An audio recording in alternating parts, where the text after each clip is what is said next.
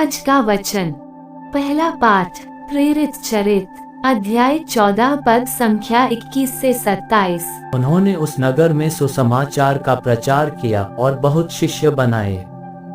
इसके बाद वे लुस्त्रा और इकोनियम होकर अंताकिया लौटे। वे शिष्यों को ढाढ़स बंधाते और यह कहते हुए विश्वास में दृढ़ रहने के लिए अनुरोध करते कि हमें बहुत से कष्ट सहकर ईश्वर के राज्य में प्रवेश करना है।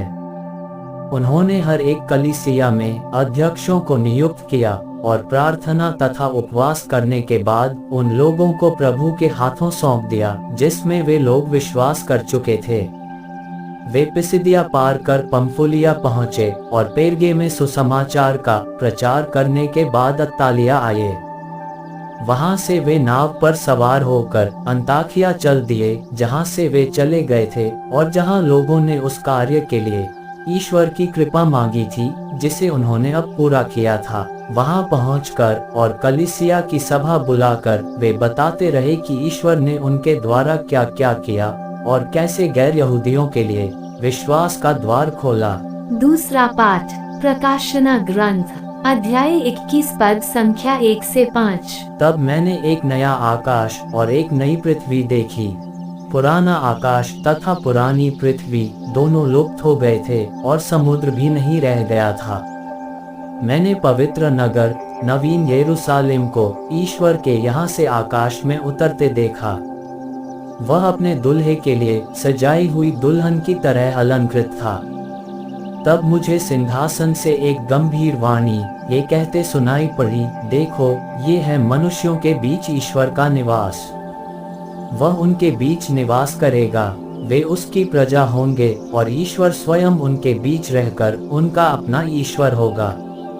वह उनकी आंखों से सब आंसू पोंछ डालेगा। इसके बाद न मृत्यु रहेगी, न शोक, न विलाप और न दुख, क्योंकि पुरानी बातें बीत चुकी हैं।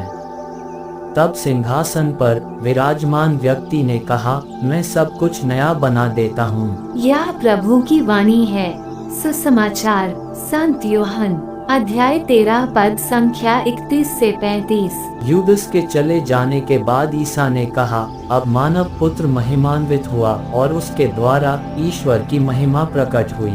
यदि उसके द्वारा ईश्वर की महिमा प्रकट हुई तो ईश्वर भी उसे अपने यहाँ महिमान्वित करेगा और वह शीघ्र ही उसे महिमान्वित करेगा। बच्चों, मैं और थोड़े ही समय तक तुम्हारे साथ हूँ। तुम मुझे ढूंढोगे और मैंने यहूदियों से जो कहा था अब तुमसे भी वही कहता हूँ। मैं जहाँ जा रहा हूँ वहाँ तुम नहीं आ सकते।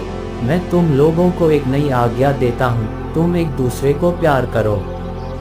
जिस प्रकार मैंने तुम लोगों को प्यार किया उसी प्रकार तुम भी एक दूसरे को प्यार करो।